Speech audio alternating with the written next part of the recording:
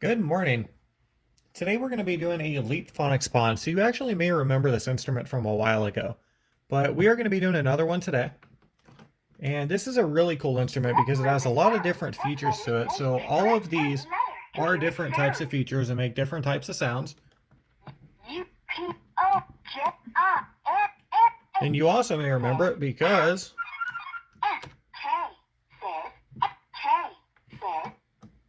oh, wrong one, I think.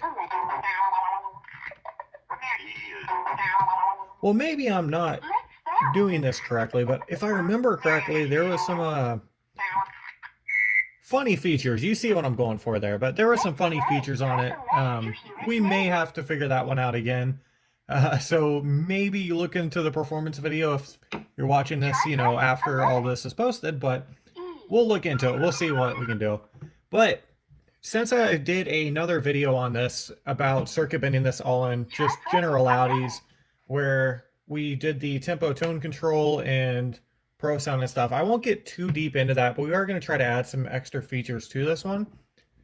And hopefully we succeed. So I'm going to be opening this up, and then we are just going to be going around and trying to find some extra stuff that we didn't put on the other one.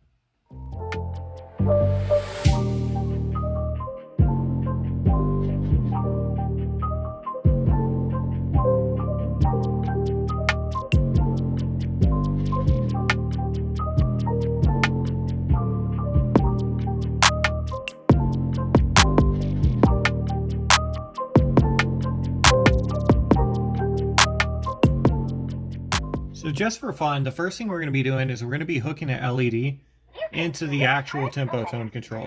Now when we do this, this is a oscillating LED, so it actually changes colors. So when we hook this up, it's going to give us a couple different things. Potentially a couple different things. It could be a varying speed, or it could just be a high tone, which in this instance it is. So hooking it up.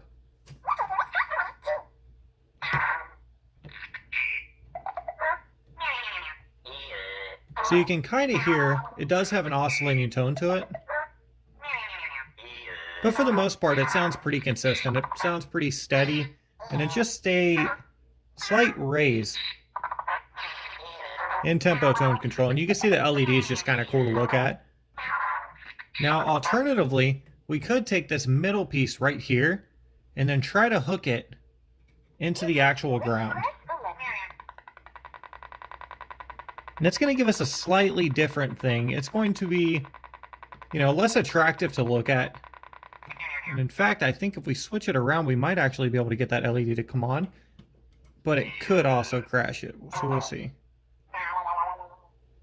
So it is coming on a bit and might be a little hard to see. But still in no way attractive to look at.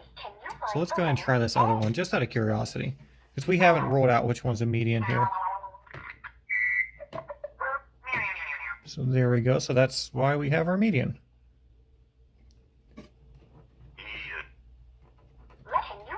All right. So this isn't going to do us any good right here. So we are dealing with our median right here. And then as you've seen, we do have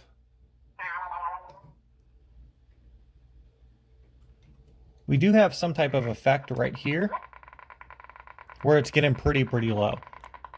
Now, I'm thinking about it and I don't know if we're going to have a way, so don't really quote me on this as of yet, but I do want to go ahead and try in some way to add this onto a potentiometer.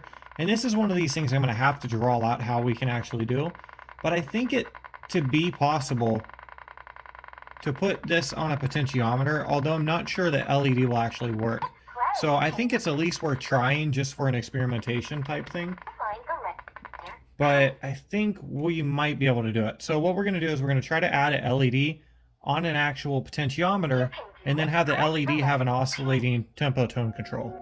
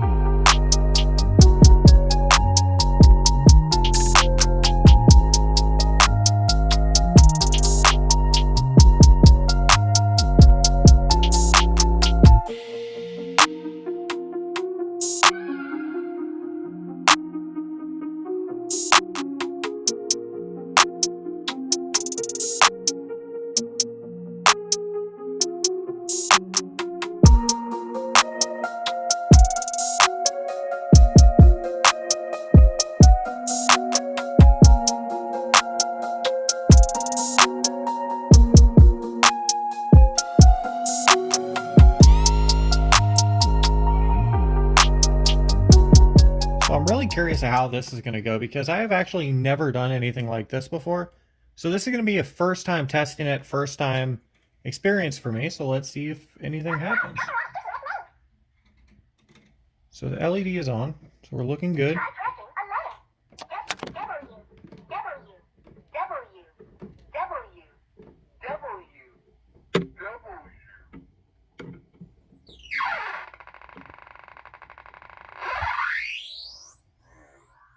So far so good. That looks really great.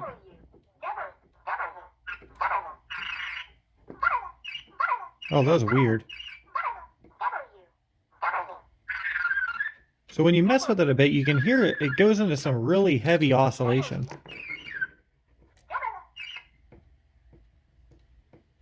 It looks like it just crashed, but for the most part, that was super cool.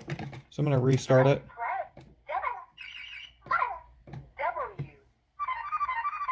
And flip that.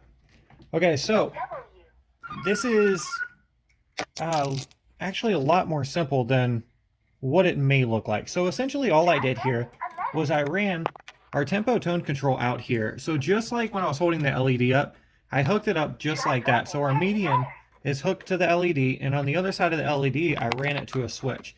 Now the switch is obviously optional. I like the switches just because I like the functionality of turning them off.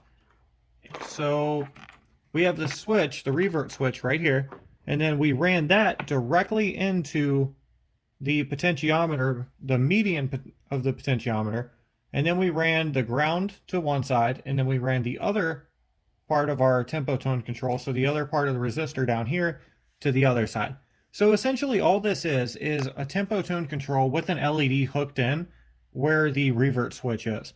So it's pretty simple. It's definitely not a lot more complicated than the stuff that we usually do. It is a little more complicated than our average tempo tone control, but it's not super crazy. So once again, we have our tempo tone control. and then just with the LED spliced in between the revert switch. That's essentially it. So now we're just going to go ahead and test some other stuff out.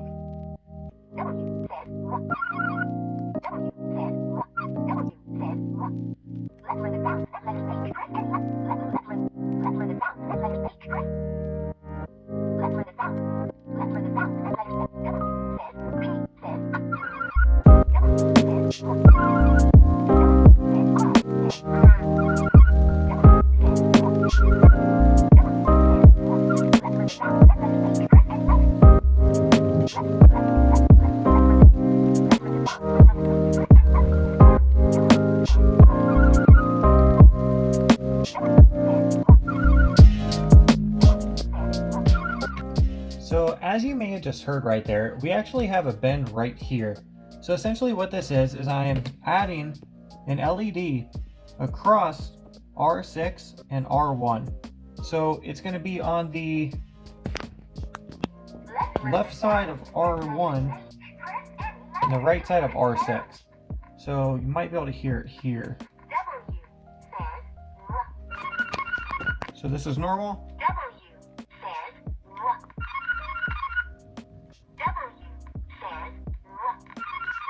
So it's almost adding like an, I want to say echoing effect, but maybe, Try pressing a letter. I don't know, maybe distorted in a way. W says W.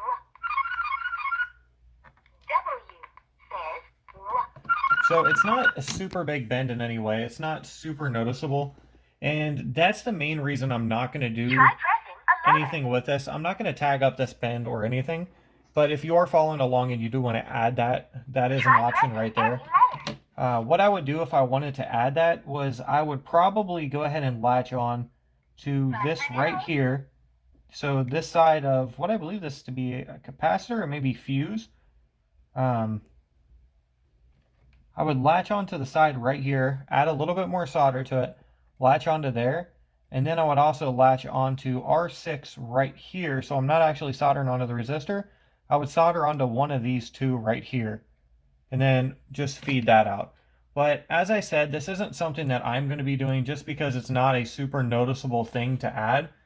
And at the same time, there are certain bends that aren't exactly good for the instrument.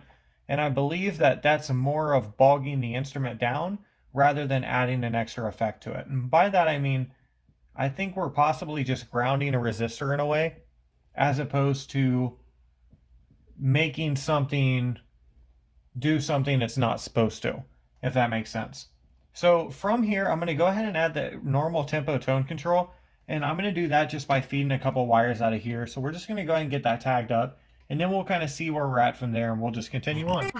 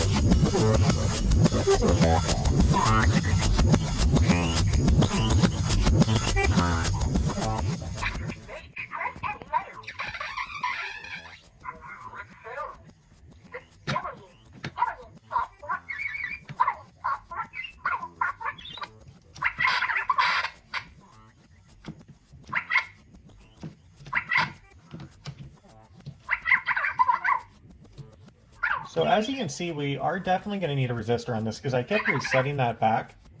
So we're definitely going to need a resistor on this higher point.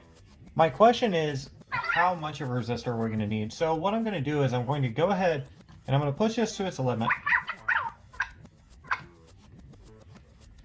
So right there, we definitely don't want... We've got about right there. Okay, so what I'm going to do at this point is I'm going to go ahead and turn it off. And just for safety precautions, let's flip our switch. I'm just going to see how much play I have here. So that is quite a bit of play. Okay, so I'm thinking what we're going to be doing here is kind of a high resistor. I'm thinking 100K, but we're just going to go ahead and try a couple different ones out.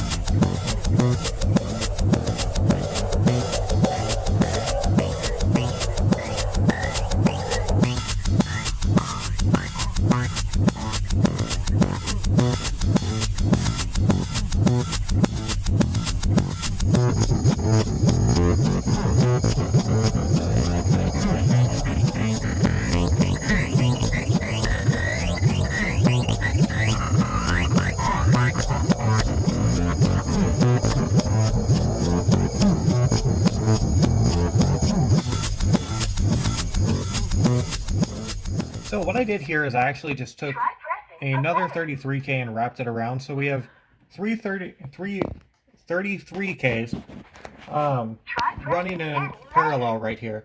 And this pushes it to a limit where it gets super glitchy. So check this out.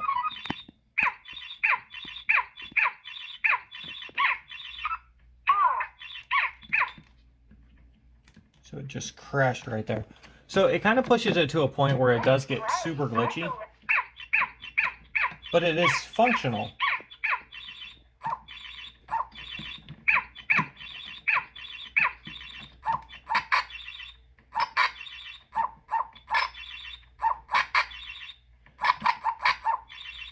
So we know with two 33Ks it is stable, and when we add one more it gets a bit glitchy.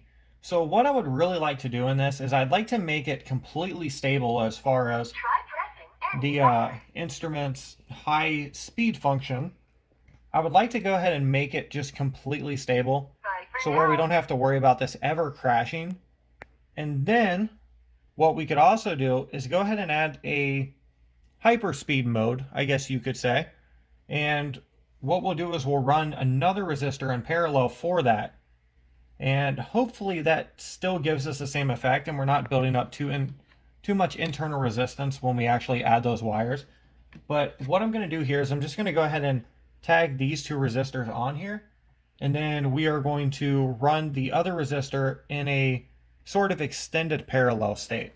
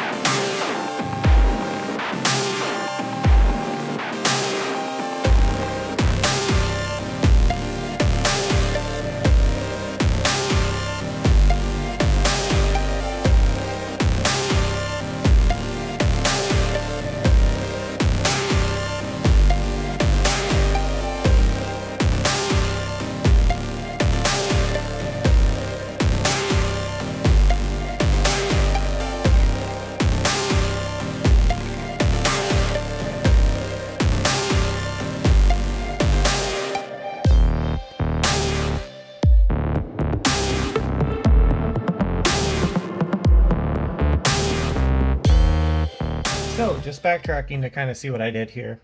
I ran this as you normally would with the resistors in between here, and how I did that was I just spliced the wire, and then I just ran the resistors right in between that splice, and I shouldn't say splice. I cut the wire and ran it right in between the cut. And then I ran on each side of this, I ran a toggle switch up here with that other resistor that we're adding into that. We ran it on here. Now what this allows us to do is this allows us to actually make that cut official and then non-official as far as this resistor goes. So we're adding the resistor in and out of the circuit. So essentially you have this.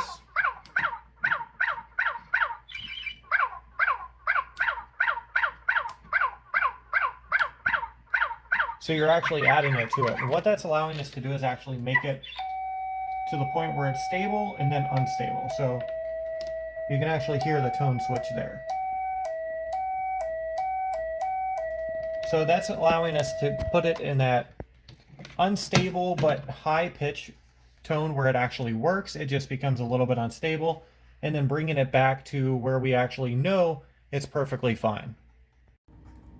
So I do want to show you something that does kind of frustrate me about this board, but also this is kind of an interesting board nonetheless. So the first thing that kind of frustrates me about this board is we would have to actually take it off in order to see where the speaker is. Alternatively, I could look back at my other video, but just this video by itself, we're going to have to take it off to see where exactly these speaker wires are running to, because they don't have them labeled here. Now, what is very interesting about this board is there are 2 points right here. Now these 2 points are labeled ZED. Now I don't exactly know what ZED means, but it's really close to LED, so I don't exactly know if that's going to be relative at all. But what's very interesting about this board is it runs out of the integrated circuit right here, and both of these are dead ends. So there are points on here, but both of them are absolute dead ends. They go nowhere. So there are just 2 points sitting here that have no functionality whatsoever on the board. And it is very, very interesting because this board in itself is prepped for LEDs. So if you look at all of these, I would say they 100% at some point planned on actually putting LEDs in here, but for some reason that was actually scrapped. So it's really interesting when you look at some of these toys because they actually, it's much like movies. So when you see the movies and the uncut versions, they're much different than the actual outcome, and toys are kind of the same way. So you'll have functionalities that were actually in the toy at some point that were scrapped, maybe due to cost worries, or possibly down the road they didn't know if it's something that the manufacturer could do, something along that. So that could possibly be what we have here. So we have this ZED right here, and what we're going to do is we're going to try to plug an LED into it just to see if this gives us any effect whatsoever. Let's play. Press a letter to hear its name. W. Okay, so not there, so let's go ahead and switch it around. W. W. Oh, there we go. W. So you see, this actually gives us Q. kind of a unique little blinking. Let's learn the sound. Let's see if it does it in different modes. Says W. So it seems every single time it does that little chirping, it seems to do an LED function Press a when this letter is plugged to in. music. And then that time it's actually just kind of blinking on its own. So you can almost guarantee that at some point they had planned to put LEDs inside of this board using these points right here, and then for some reason this idea was scrapped. Now what I would like to do is go ahead and try to make it so where these LEDs do all work. So what we're going to do is we're going to actually try to tag these LEDs into here using this point right here.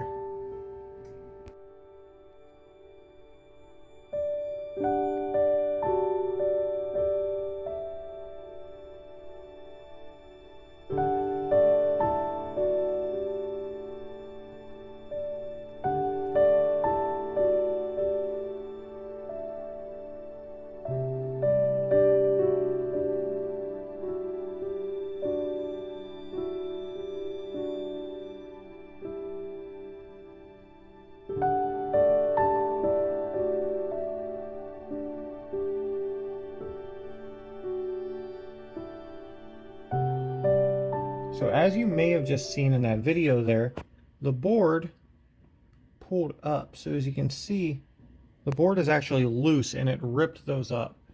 So rather than taking this off in any way, I'm going to go ahead and try to hot glue this so we can keep it here. Now the smarter way to have done that would have probably been to get that top one first and then the bottom one.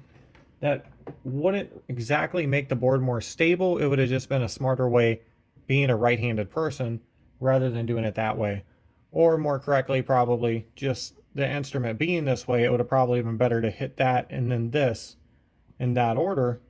But we're going to see if we can go ahead and do it here by hot gluing it. As long as we can keep that on the board, I think we should be good. But it is a risky thing that we're doing here. Now, it goes without saying that if you are doing this, just be really, really careful if you are adding these points, because this is a challenging solder. So a lot of these micro circuit things that are not connected to anything, there are going to be challenging solder points to actually hit. So there's the other one right there. You have no idea how bad my fingers are burning underneath of this. Okay, so now I'm just going to go ahead and solder the back on this one as well, and then we're just going to hit a little bit more of this wire. So hopefully those are going to be good. And if you saw, I was kind of prepared for that. I wasn't prepared for it to that extent, but I did wrap this wire around here, adding a little bit of stability, so that way we can actually move this around and it's not really giving too much play on these at all. So just be really, really careful if you are hitting those points to add these LEDs in there, because they are not something really to be tampered with in any serious way. I mean, some of these points like this, you can just pull on them all day perfectly fine because they have stuff underneath. These points, they're on the top. You know, it's a bad deal.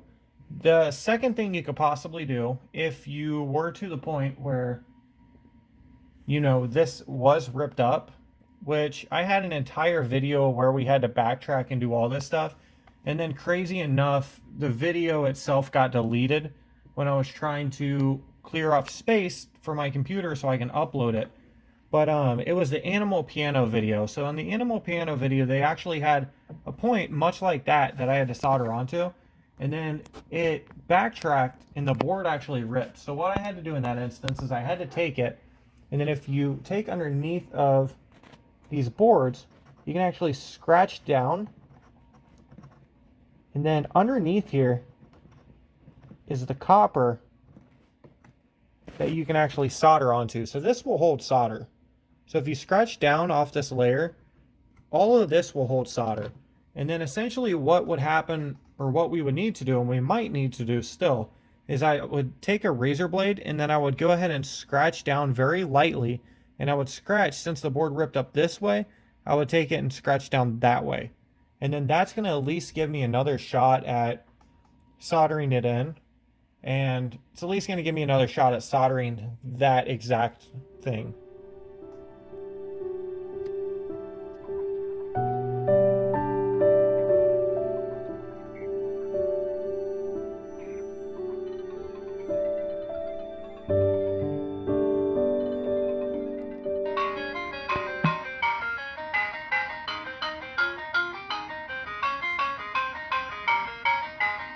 So now that I know that's working, the first thing I'm going to do is I'm going to go ahead and secure the rest of this, because the board's already coming up as is. So we definitely don't want to be pushing that. So I'm going to go ahead and hot glue down through here, Try pressing any letter. just to add extra security to all of this. That was a little much, but I think we're good. I think we're good. Really, the only thing we want to worry about is if this protrudes out too much, that it's not going to let the case close. But I think we're good there. So the next thing we're going to be doing is we're going to be actually latching onto here, because my idea here is to latch 4 of these on, and then hopefully we can actually feed a larger LED down here and hot glue it in there, and hopefully we can source it off of something else, ideally the speaker. I remember adding an LED to this, and I don't remember exactly where it was. So I may possibly have to look back on our older video, but you know, it is what it is. We'll figure it out.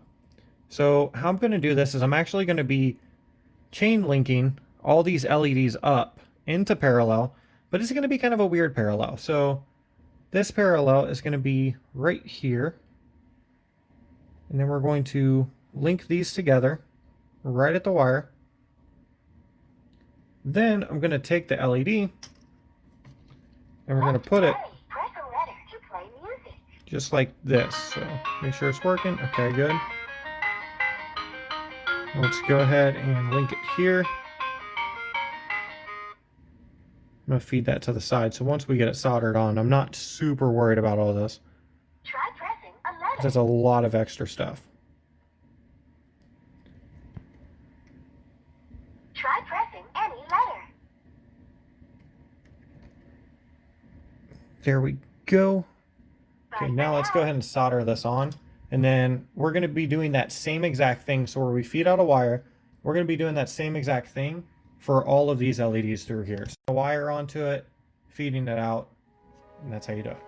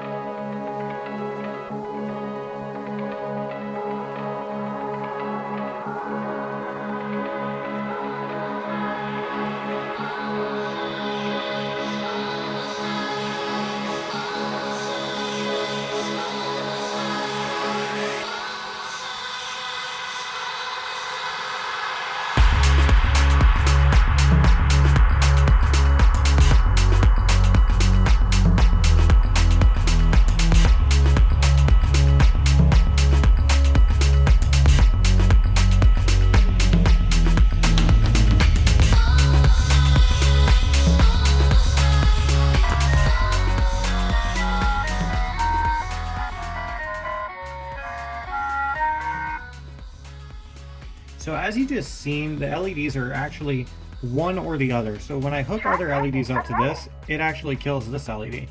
So it seems that this point right here is not actually giving us enough power in order to do all these LEDs in parallel like I had hoped. So what I'm going to do in this instance is I'm literally just going to take these off right here, and we're just going to have that power for this one LED. I'm going to cut this back just a little bit so we can avoid any type of short circuiting. So there we go. So now we're just going to go ahead and try to find other LED points on here that aren't going to affect anything, but are going to give it a really nice look. Let's play. Press a letter to play music.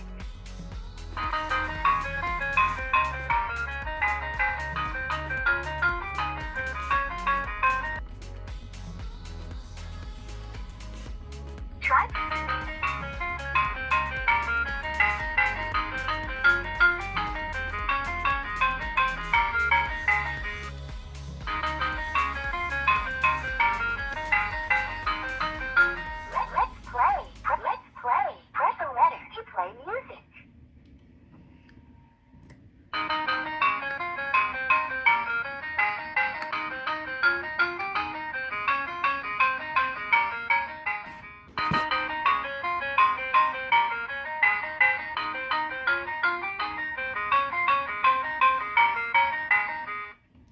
So I'm getting a really good effect off of that, and I can tell you almost guaranteed that's where our speaker is. And I didn't even look back at that. I'm just thinking that's exactly where our speaker is, just because the LED's giving off that very speakerish, unstable, but bright enough look to it. So I'm going to go ahead and solder onto that, and we're just going to source all our other LEDs off of that. We have 4 more LEDs to add. I'm thinking a larger one down here and then all the other ones following out. The larger one being the tail end of it. But I'm going to go ahead and source at least 3 of these directly off of the speaker.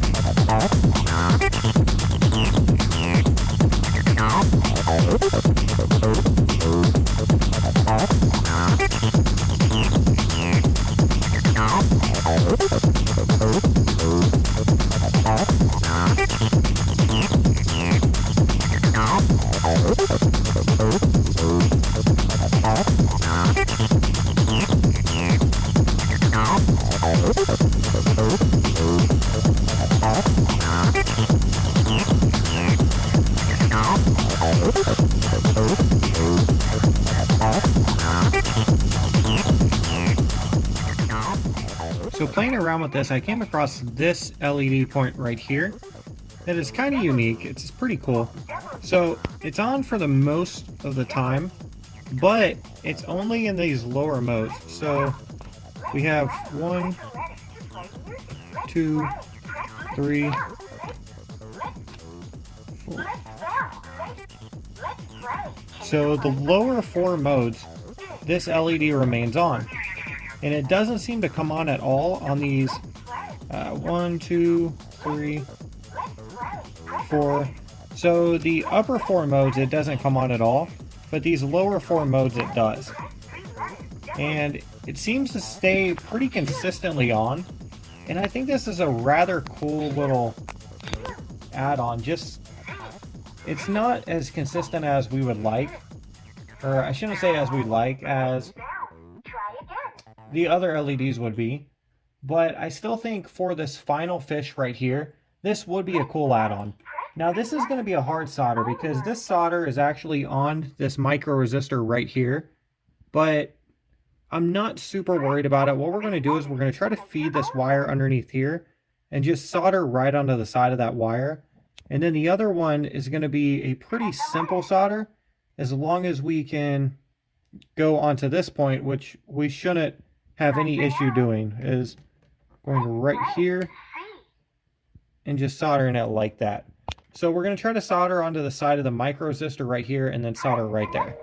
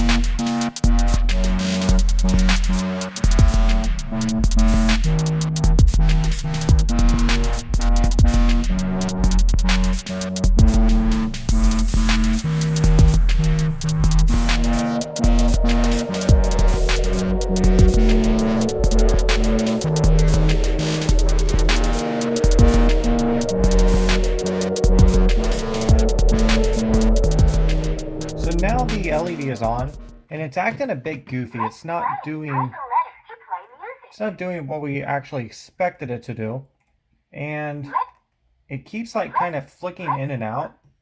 And it's not just the LED, it's the actual instrument as well. It won't let me touch the keypad. So what I'm going to do is I'm going to try to add a resistor in between here. So I have a handy dandy 33K resistor in my hand. And out of curiosity, we're going to go and try to tag it into this LED and just kind of see what happens. So the LED is on a little bit.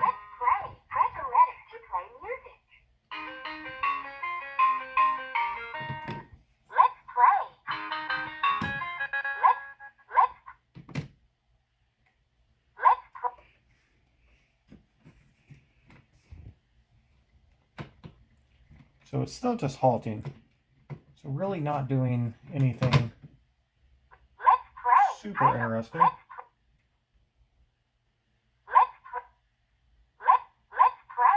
I was really hoping this would actually loop out, out of curiosity. Let's go ahead and do this.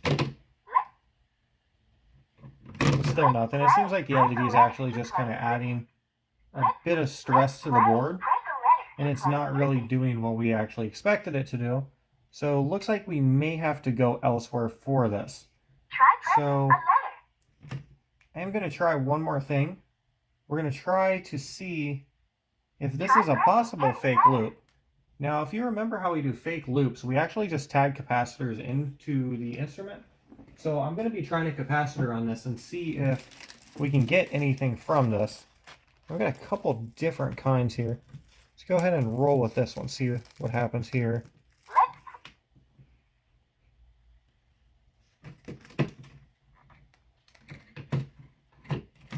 go ahead and reset this. Let's play. Can you find the letter that says quack as in crack?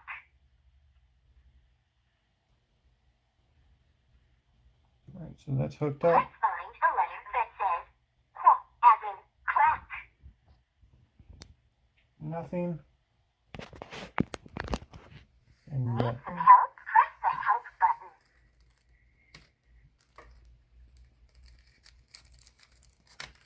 Bye for now. and we are going to go smaller in the microfarad department. Just see if we pull anything from here. Let's play. And it may very well be the case that we don't. As in hug.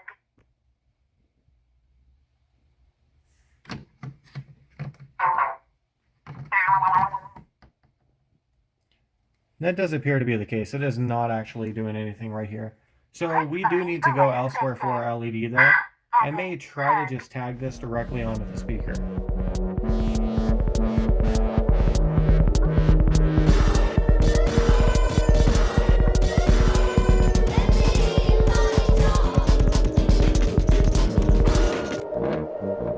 Cut it out! I'm just trying to live my life. No one taught me about carbs.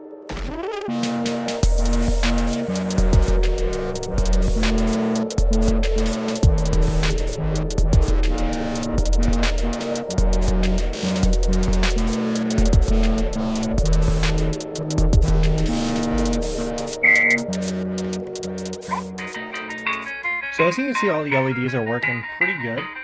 The issue is that I have a color changing LED right here, and then when I plug this color changing LED in, the color changing LED itself works great, but you can see that some of the other LEDs actually do cut out. Let's try this one.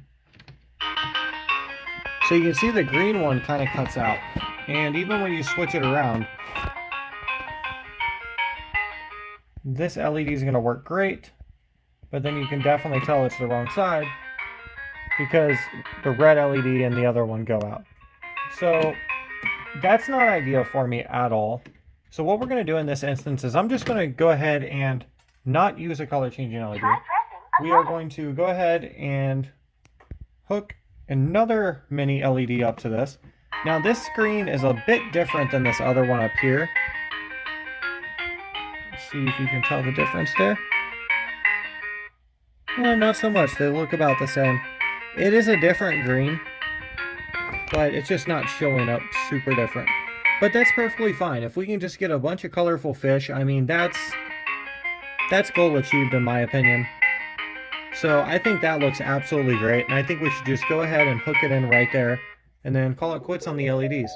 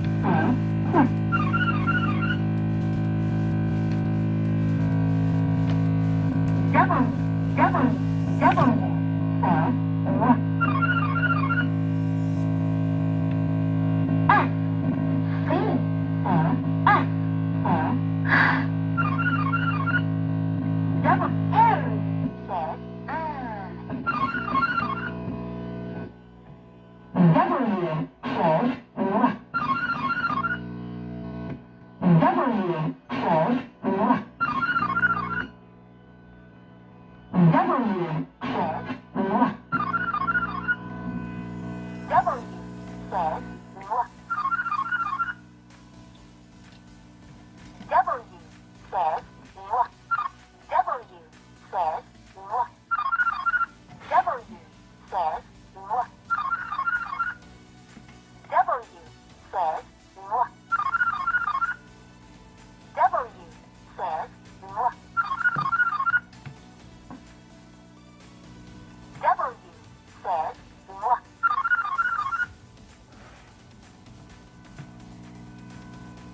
W says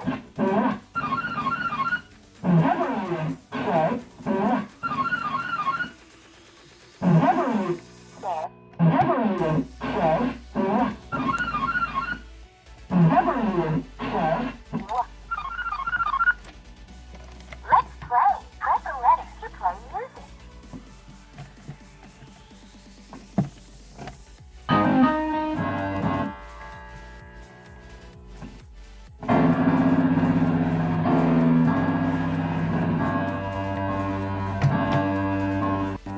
So playing around with this, I came across this cool little feature right here.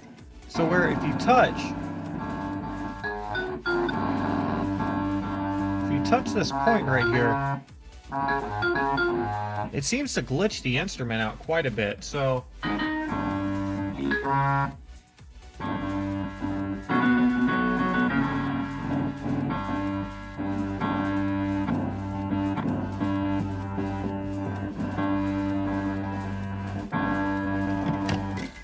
it seems like that actually gives some crazy, you can actually still see it, kind of like crazy glitch out points. And I don't know if it's exactly that point or it seems like it's more so the amplifier feeding into it. But I might be wrong. But I think we should work on isolating that. Let's go ahead and hook the actual 1/4 sound output, the normal one, up, and then we're going to see if that corresponds in any way with either one of these outputs.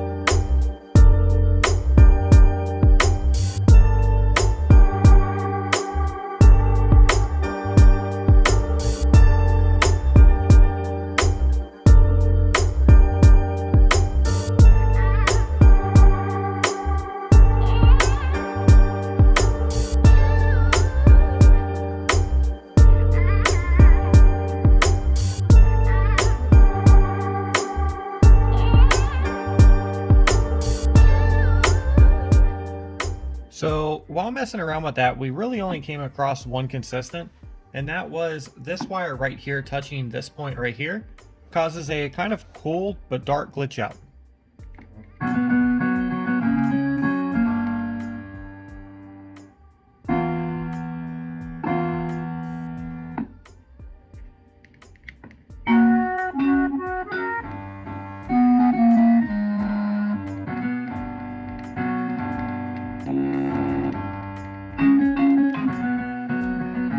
So it is pretty cool, but that is really the only consistent we have. And I think it would kind of be a cop-out in order to go ahead and put it on the Pro Sound and make it consistent with the Pro Sound. I would rather just make the point itself consistent with both Pro Sounds so you can actually activate that at any point in time.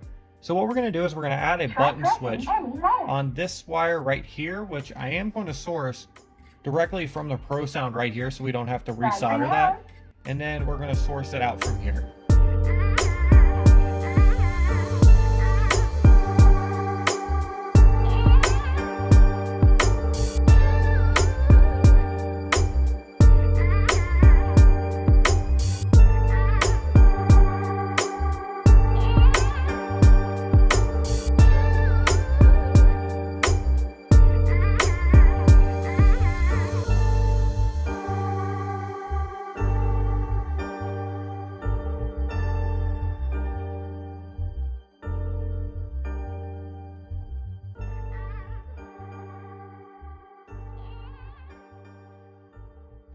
So further along this line of thought, we're going to go ahead and latch onto this with an alligator clip.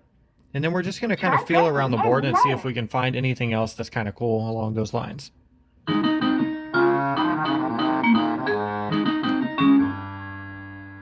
So it seems sort of the same.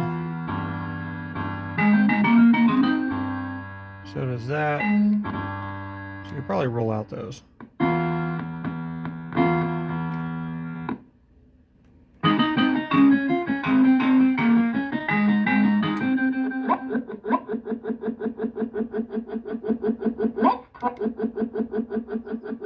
So we have found a loop.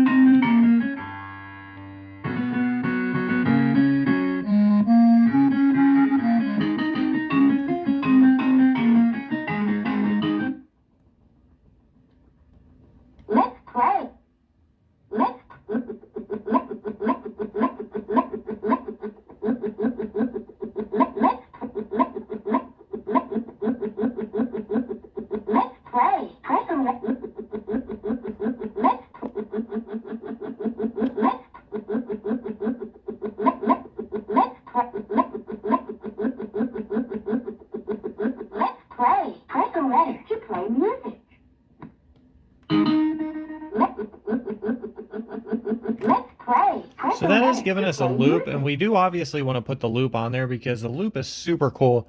Now we could resolder back onto this micro resistor right here, but instead of that, I am going to go ahead and source that off of this right here because that's going to be a safer solder for us.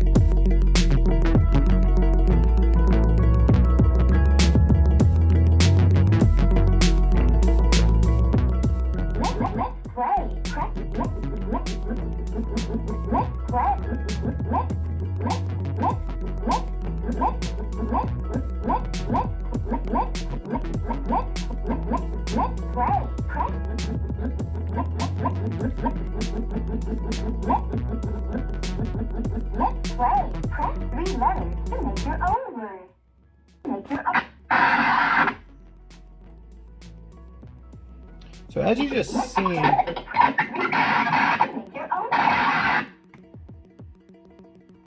this is glitching out and going absolutely crazy, and it was absolutely beautiful.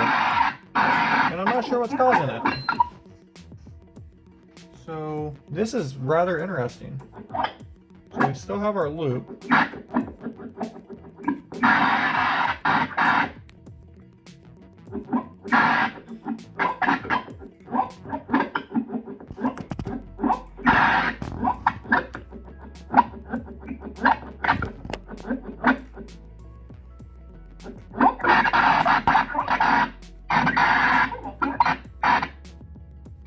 So I'd really love to know what is actually causing that, because that is a beautiful glitch out. So I'm going to go ahead and poke around on the wires and see if I can kind of isolate that for you guys.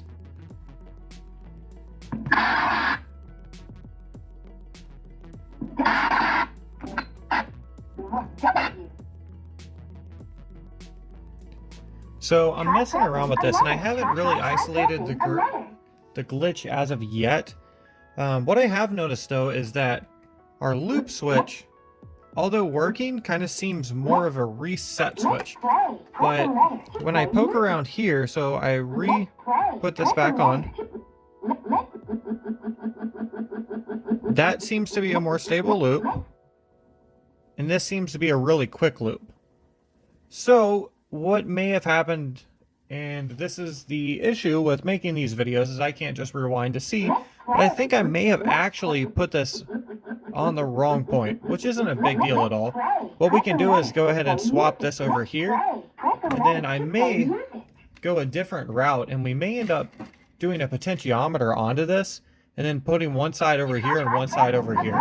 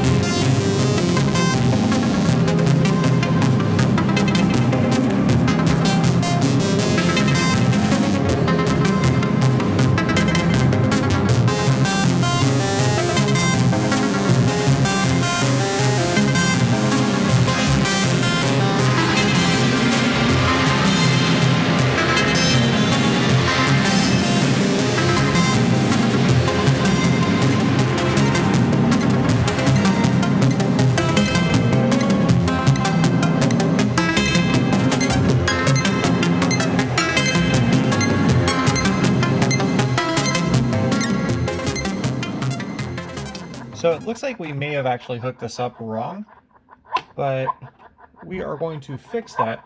And then I'm also thinking that a 250K might be a tad bit too big for this instrument, or at least for this glitch that we're doing here, for this loop section. So what I'm thinking we're going to be doing is switching out probably with like a 10K. So let me unsolder this, desolder that real quick. So we may be switching it out with like a 10K as opposed to this 250K, and I'm just going to end up cutting that.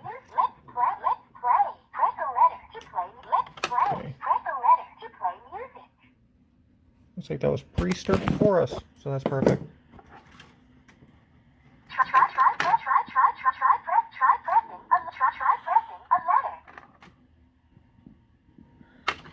Alright, now that is the correct solder point.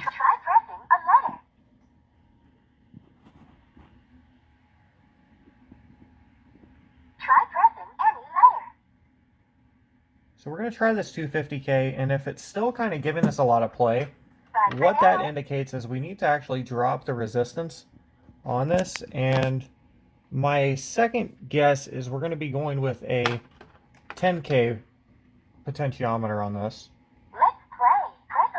But then it all depends on exactly how this responds. Solder's being a hard one.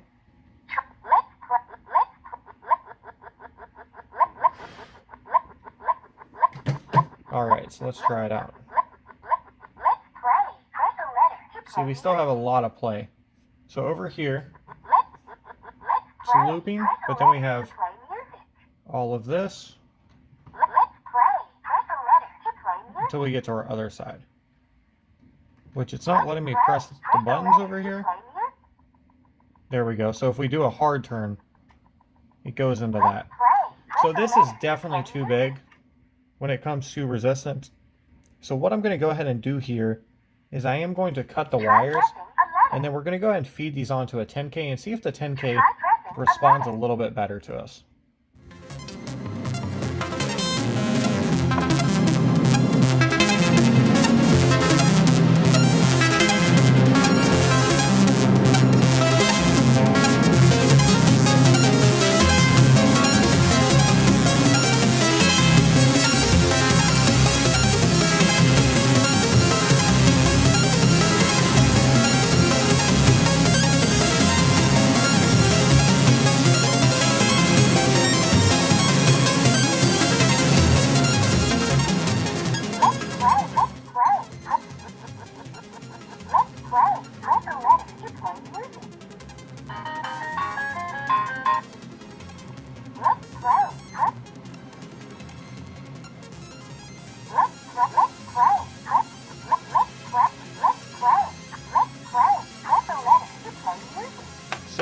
does still have quite a bit of play, but it's definitely nowhere near what it was, and we are getting a little bit more of a range to it.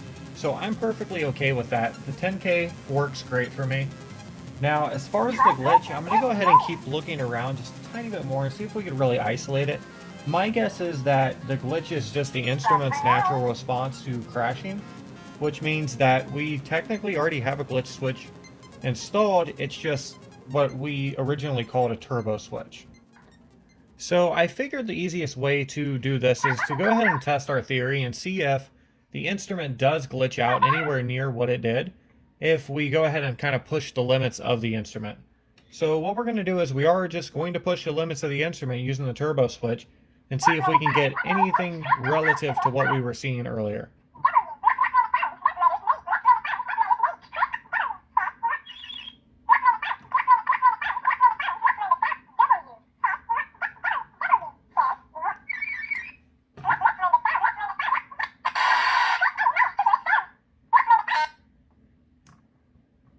So that was something, and I didn't return it fast enough.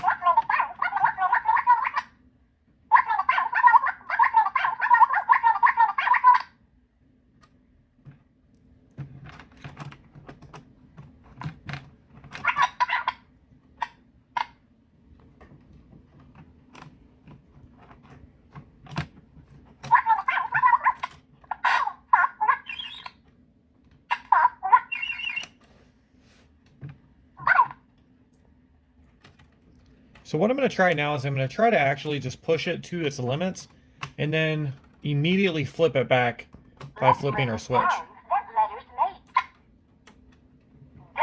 That was a horrible attempt, but let's try it again.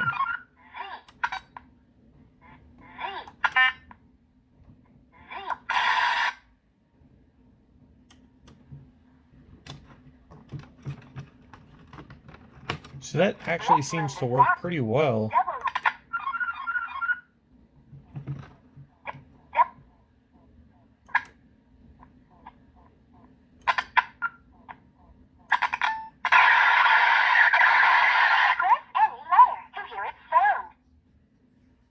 So that actually worked really, really well. The only issue is that it is a little annoying to have to flip the switch back and forth. So what we're going to do is we're just going to add a button right onto the side of this, just to make that a little bit easier. And also that solves the glitch issue. That should give us enough range with a glitch that we can have some really cool glitch outs on this instrument.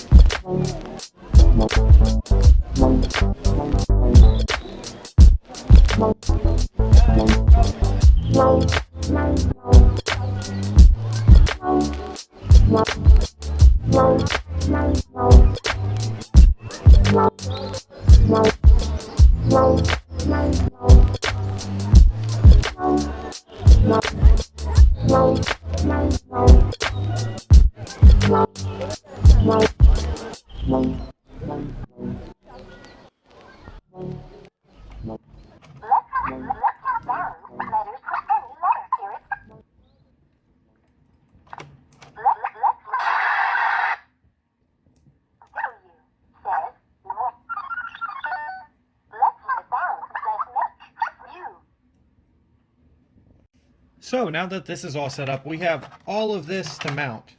So we've got a massive amount of stuff to mount, but we are to the end. So we are going to go ahead and start mounting stuff and see if we can fit all of this in one instrument.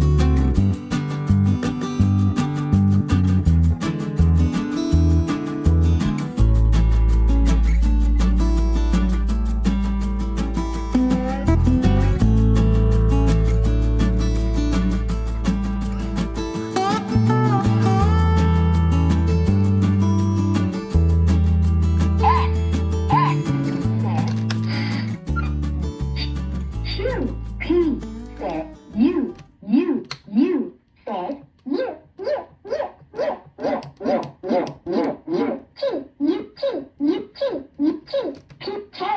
Get